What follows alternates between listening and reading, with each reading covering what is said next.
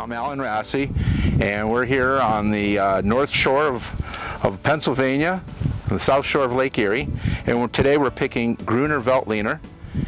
This beautiful sunny day. We've had nearly perfect weather for ripening the variety.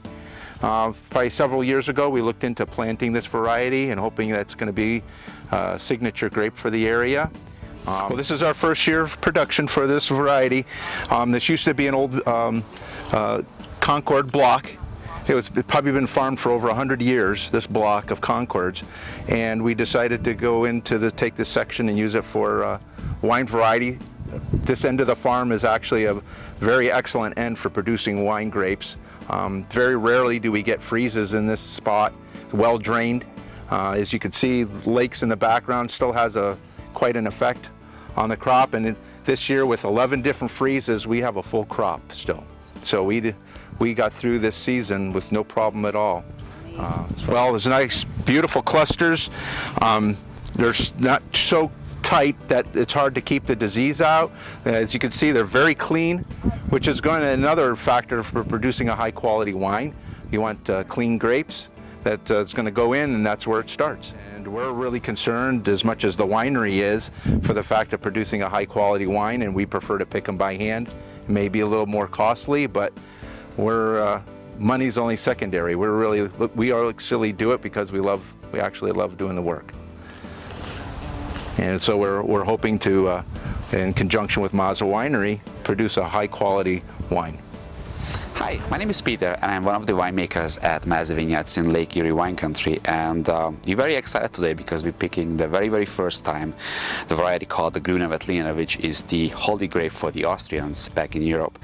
And as I said, it's the first time we're going to do that, and we're very excited because this grape is somewhere between the Riesling and the Traminer, this year's crop looks really promising, and we're hoping to make an extraordinary wine out of this grape. By handpicking the bunches, you always allowed to have produce a better quality. So the bunches will be laid in the crates, and they will be transferred to the winery and will be put into the cooler overnight.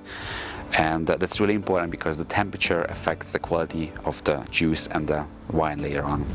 In this particular case, and actually the very first time in the Mazza history, we will be whole bunch pressing instead of crushing and destemming the grapes. Why is it important? Because we try to keep the grapes together and do like a minimal processing before it will be pressed, and that will allow us hopefully to have a better quality wine later on. If you look at the bunches, they look beautiful. If you pick a grape, they're really clean. As Mrs. Rassie said, it's not a tight cluster, so they're less sensitive to diseases.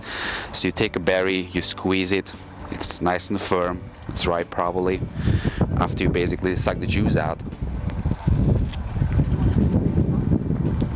It's nice and sweet with a decent acid. We checked the grapes just a couple of days ago, and they already reached 21 bricks, which is really unusual because it's not even the beginning of September yet. We're always looking for new varieties to try, new wines to put on our wine list, and we feel that this variety has a great potential to make a great wine in this area.